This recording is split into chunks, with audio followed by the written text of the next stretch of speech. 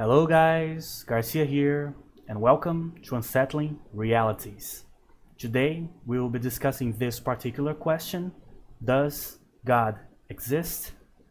Not the God of the Abrahamic religions, not the Greek or Roman gods, nor any other God from a particular pantheon or a particular religion, just God as a concept, a supreme being that created everything and all of us and lives in a superior plane of existence, the heart of all creation, the progenitor of the universe, the Alpha and the Omega, the Maker. Religions and their godlike paternal and maternal figures are as old and as prevalent in the human race as communal living is, since the days of tribalism, when small groups of hunter-gatherers roamed the land looking for food and shelter while supporting each other. Questions like, why are we here? What is the point of it all? Why do we suffer? And especially, why do we die? Were already being asked by our ancestors tens of thousands of years ago, albeit in a more simplistic and visceral way. Ancient cave drawings, handcrafted tools, and symbols that remained from those days show us that these existential questions have always been, and probably will always be, an integral part of the human experience in this world. Our inability to answer these and many other questions to this day has led billions of people throughout human history to believe that one or more supreme beings used their almighty powers to create the universe, humanity, and different planes of existence for us to spend our afterlives after we finish our cycle here on Earth.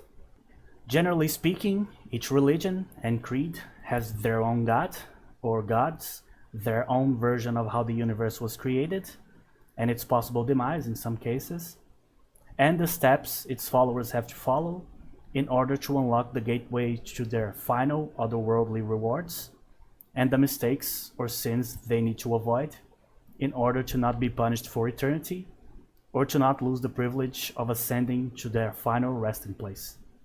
So how religions can still be so prevalent nowadays, even though access to information and science has never been easier? One simple word: fear.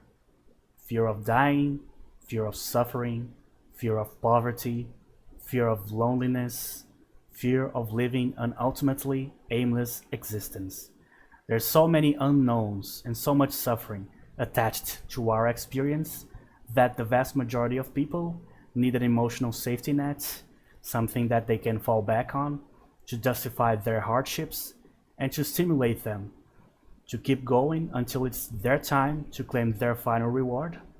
Religions are convenient and tailor-made groups of answers created to basically justify the suffering that their believers go through while keeping them in line, giving them the solutions to their internal conflicts while encouraging them to follow and recognize the authority of several religious leaders, basically creating a spiritual power structure.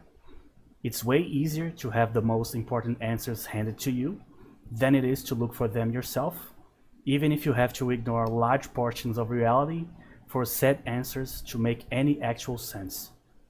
Now that we discussed religions, let's talk a little bit about its gods. The easier one to discuss for me is the Christian God, because I was raised Catholic, so much of my time in religious circles was dedicated to worship him and to talk about him. So he's said to be omnipresent, omnipotent, and omniscient. So he's everywhere, he can do anything, and he knows everything. He's basically like the Superman of entities that basically covers all of the possible bases that you would need to if you needed people to pledge their loyalty to an otherworldly entity. It knows where you are, what you're doing, what you're thinking, where you came from, and where you will end up. So how can you not be a God-fearing individual if all of your existence revolves around his will? Fear. There's the word again. But now you are not only fearing the unknowns of existence, but also its theoretical creator too. Double the fear, double the loyalty. is a perfect fear-based system. He created everything for you, so you're supposed to dedicate your existence to him in gratitude. But here's the main problem with the whole thing. God, or some similar entity, existing or not, does not answer the biggest and frankly, the most terrifying question that one can ask about the universe and reality as a whole. Why does existence exist in the first place? Let's think about that question for a bit. A religious person would say, God created everything, the universe, the stars, the molecules, the atoms, and the galaxies, and then decided to create us, to populate Earth, a planet uniquely designed to host us. Okay, but there are several problems with that. One is a simple problem that I've never seen be seriously discussed.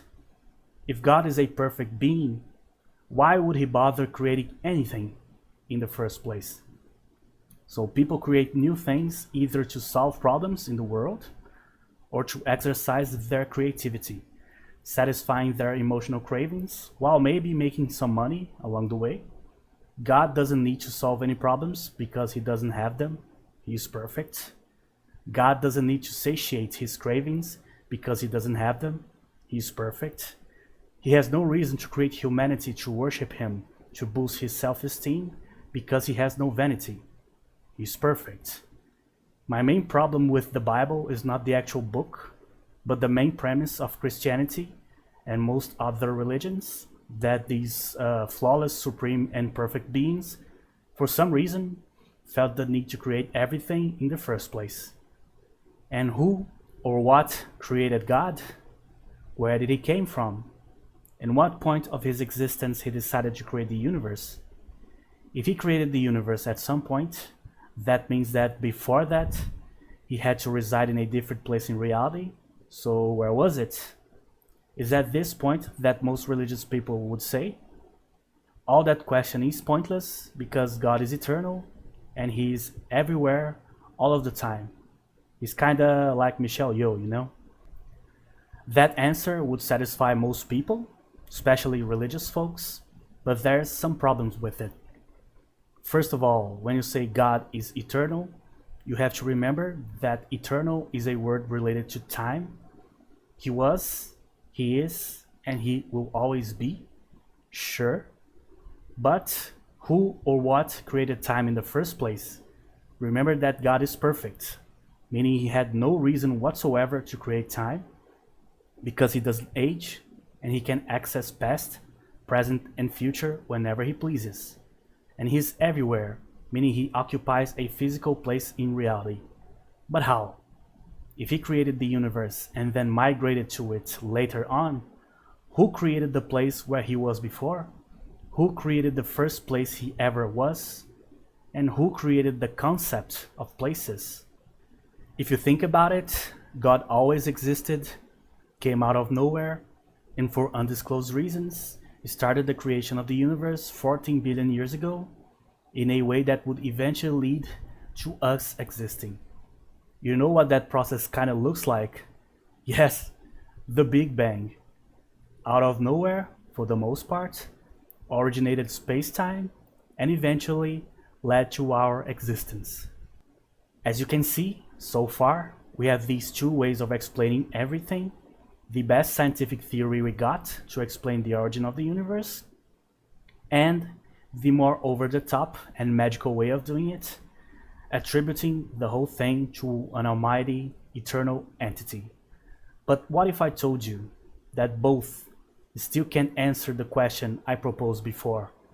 Why does existence exist in the first place? Imagine what it would be like if there were no gods and the Big Bang never happened. No universe, no atoms, no nothing.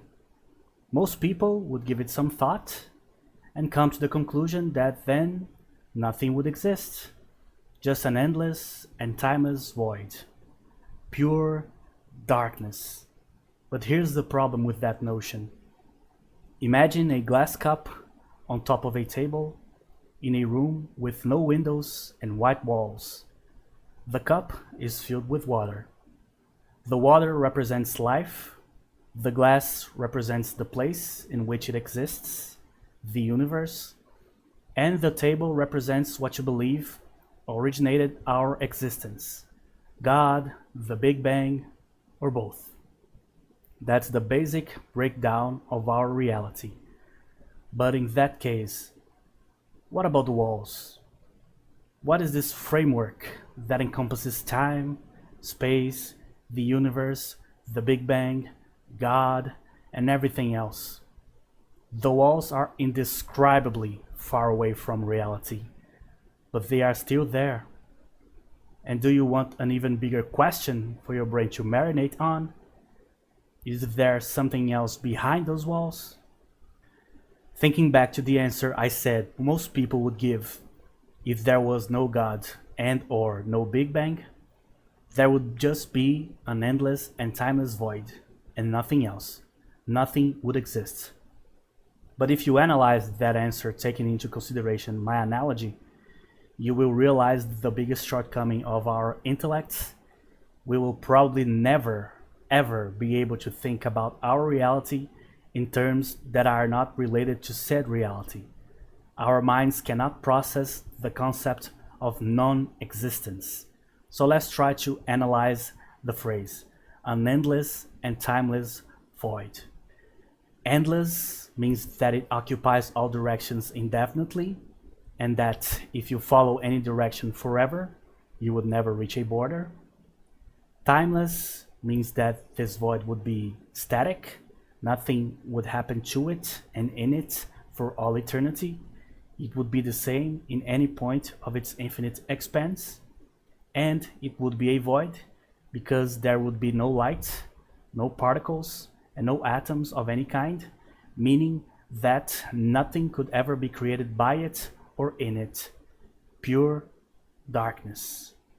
But, as we just discussed, that void would still actually exist. If it's endless, it occupies some sort of space. It being timeless would not tip the scale on it being a form of non-existence, just would denote that there wouldn't be any type of reactions, forces, or processes occurring in it. And it being a void would mean that there's a total absence of light and particles of any kind, but that fact does not imply that said void wouldn't exist. It would only imply that reality and science as we know them would not be applicable to it or in it. Then you might say, oh, but that's all semantics, bro. Yes, exactly. But remember what George Carlin used to say. The quality of our thoughts and ideas can only be as good as the quality of our language. Words do have meaning, and their contexts do matter. Don't let anybody tell you otherwise. So, basically my point is, it's not actually possible for human beings to understand the origin of all origins, to reach the ultimate border, and to be able to understand how and when what created us was created in the first place. That's why the God question is completely pointless. Does God exist? It doesn't matter, because for him to exist and create anything, there needs to be a prior framework that allowed existence as a possibility in the first place. God can precede our reality, but he can't precede the concept of existence itself, because that would mean that God created himself out of nothing. And by that point, the logic would be the same as the Big Bang. And the idea of a maker would be just a variant of the scientific theory, not an all-encompassing solution to all of our existential dreads.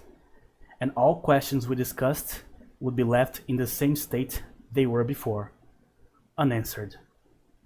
That's why cosmic horror is my favorite horror genre, and H.P. Lovecraft is my favorite author, because he correctly identified what is the biggest and most primal fear of all: our fundamental inability to fully comprehend our own reality and ascertain our own existence.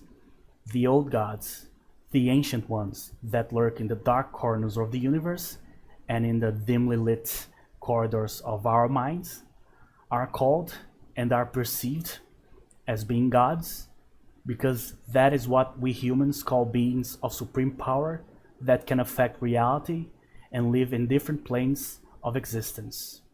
But in reality, they are not gods, and they couldn't care less about our existence and reality. Both are meaningless to them. Their motives and machinations are completely beyond our comprehension. Their objectives and desires can only be understood by them and them alone. When you're on a beach and you walk around, do you think about each grain of sand you're stepping on? I don't think so. And neither do they. We are so irrelevant and pointless in Lovecraft's mythos that most people that acquire some sort of knowledge about the old ones end up being hunted, becoming insane, or dying in the process. You can't fight them, and you can't run from what has always been since billions of years before you were born.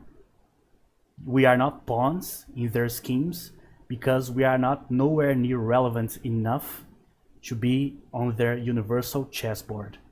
We are nothing, and we mean nothing. And to be frank with you guys, no one in the history of mankind has been closer to represent our existence in written form than Lovecraft. His fiction is built on a base comprised of unanswerable existential questions we all have, and his final answer is basically that there's no answer, because it was never about us, it isn't, and it will never be about us. We came, we are, and we will disappear pretty soon, but they will remain. And who are they, you might ask? It doesn't matter, just like we never did.